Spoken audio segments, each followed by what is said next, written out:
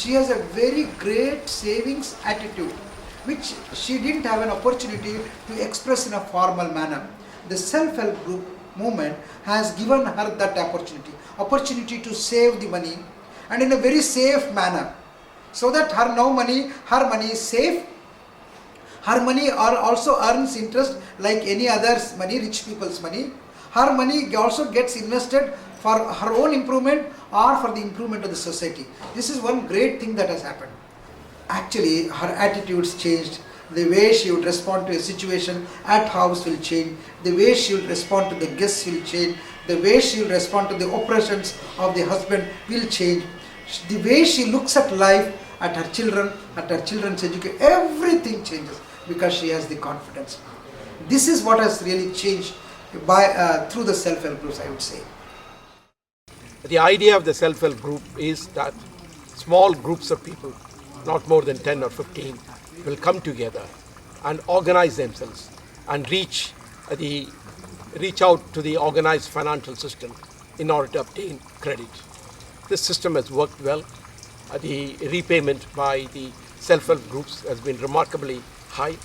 Therefore, we really need to encourage the growth of the self-help groups.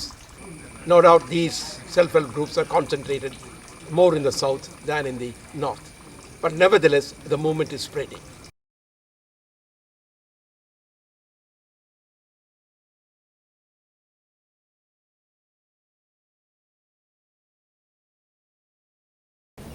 ನಾನು 5 ವರ್ಷದ ನಂತರ ನನಗೆ ಅದಕ್ಕಿಂತ ಒಳ್ಳೆಯ ಜಾಬ್ ಸಿಕ್ಕಿ ನಾನು ಒಳ್ಳೆಯದಾಗಬೇಕಂತ ನನ್ನದು ಡ್ರೀಮ್ಸ್ ಇದೆ. ಗುಂಪಿಗೆ ಮೊದಲು ನಮಗೆ ಗುಂಪು ಸ್ಟಾರ್ಟ್ ಆಗಿ 9 ವರ್ಷ ಆಯಿತು. ಸ್ಟಾರ್ಟಿಗೆ ಆಗುವಾಗ ನಮಗೆ ಗುಂಪಿಗೆ ಟೀಚರು ಶ್ರೀಶಕ್ತಿ ಗುಂಪು ಬರ್ತದಂತ ಹೇಳಿದರು.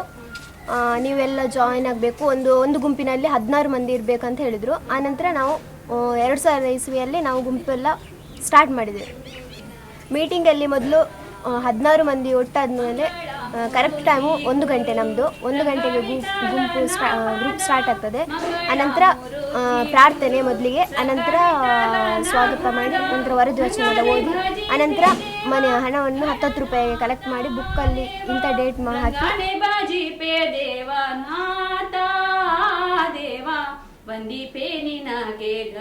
ಸಿಸ್ಟರ್ನ ಎಜುಕೇಷನ್ಗೋಸ್ಕರ ನಾನು ತಗೊಂಡದ್ದು 25,000 ತಗೊಂಡಿದ್ದೇನೆ.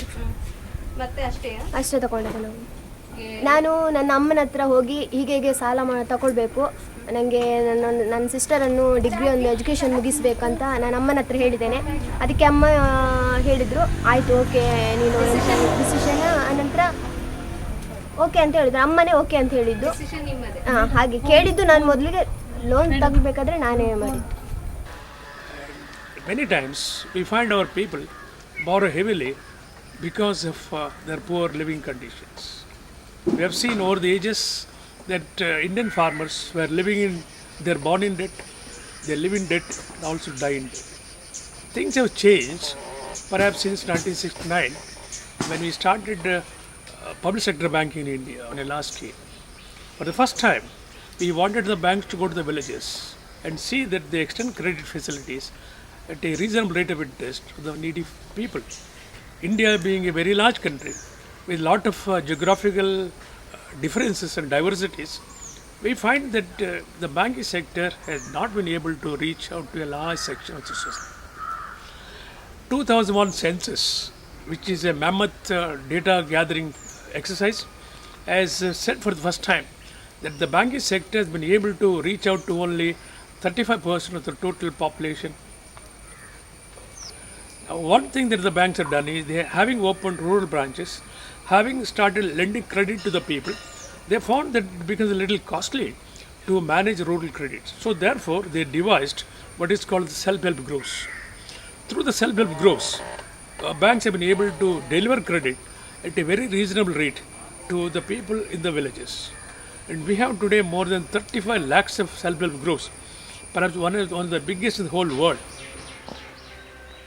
ನಮಗೆ ಗುಂಪು ಒಂದಾದದ್ದು ತುಂಬ ಖುಷಿಯಾಗಿದೆ. ಯಾಕೆಂದರೆ ನಮಗೆ ಸಮಾಜದಲ್ಲಿ ಒಟ್ಟಿಗೆ ಇದ್ದಾಗೆ ನಮಗೆ ಸ್ತ್ರೀಯರ ಬಗ್ಗೆ ಒಂದು ಸ್ವಲ್ಪ ಗೌರವ, ಅಂದರೆ ಮೊದಲು ಒಬ್ಬರನ್ನು ನೋಡಿದರೆ ಒಬ್ಬರಿಗೆ ಆಗ್ತಿಲ್ಲ. ಆನಂತರ ಒಂದು ಅರ್ಧ ಗಂಟೆ ನಮ್ಮ ಗುಂಪಿನಲ್ಲಿ ಕೂತ್ಕೊಂಡ್ರೆ ನಮಗೆ ಒಂದು ಸ್ವಲ್ಪ ಪ್ರಶಾಂತವಾದಾಗೆ ಆಗ್ತದೆ, ವಾತಾವರಣ ಸಿಕ್ಕಿದಾಗ. ಅಂದರೆ ನಾವು ಎಲ್ಲ ಚರ್ಚೆ ಮಾಡ್ತೇವೆ, ನೀವು ಏನು ಮಾಡ್ತೀರಿ, ಹೇಗೆ, ಹಾಗೆ ಎಂತ ಮಾಡ್ತೀರಿ, ನೀವು ಮನೆಯಲ್ಲಿ ಬೇರೆ ಐಟಮ್ ಎಲ್ಲ ಮಾಡ್ತೀರಾ, ಹಾಗೆ ಎಲ್ಲ ಕೇಳಿ ನಮಗೆ ಗುಂಪಿನಲ್ಲಿ ತುಂಬ ಉಪಯೋಗ ಆಗಿದೆ.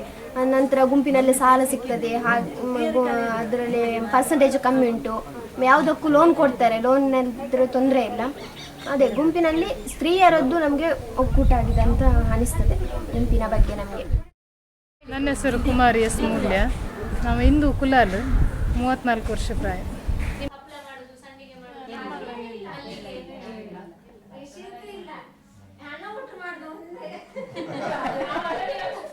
ನಮಗೆ ಇದರಿಂದ ಒಂದು ಈಗ ಕಷ್ಟ ಸಮಯದಲ್ಲಿದ್ದರೆ ಒಂದು ಸಾಲ ಮುಖಾಂತರ ಆದರೂ ಇದರಿಂದ ಮುಂದುವರಿಬಹುದು ಅಂತ ಆಸೆ ಇದೆ. ಏನು ಎಲ್ಲಿ ಬ್ಯಾಂಕಲ್ಲಿ ಈಗ ತುಂಬ ಹೊತ್ತು ಕಾಯಬೇಕು, ಹಣಕ್ಕೆ ಸಿಗಬೇಕಾದ್ರೆ ಅದು ಇದು ಅಂತಲ್ಲ, ಅದು ಇದರಲ್ಲಿ ಹಾಗೆ ಇಲ್ಲ. ನಮಗೆ ಒಳ್ಳೆಯ ರೀತಿಯಲ್ಲಿ ಇದರಿಂದ ಮುಂದುವರಿಬಹುದು.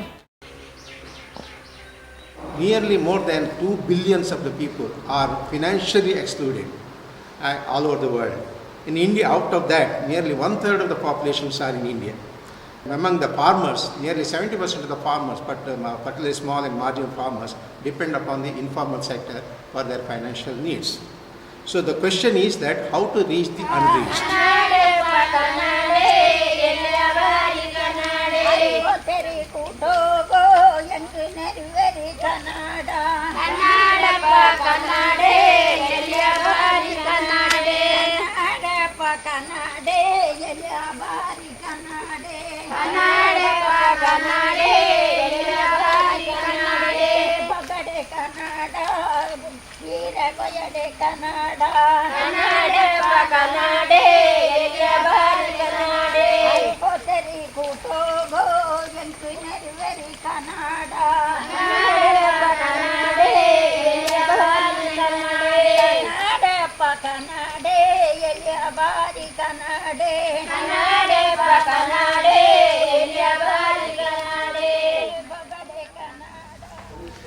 ನಮಗೆ ಈಗ ತುಂಬ ಖುಷಿಯಾಗಿದೆ.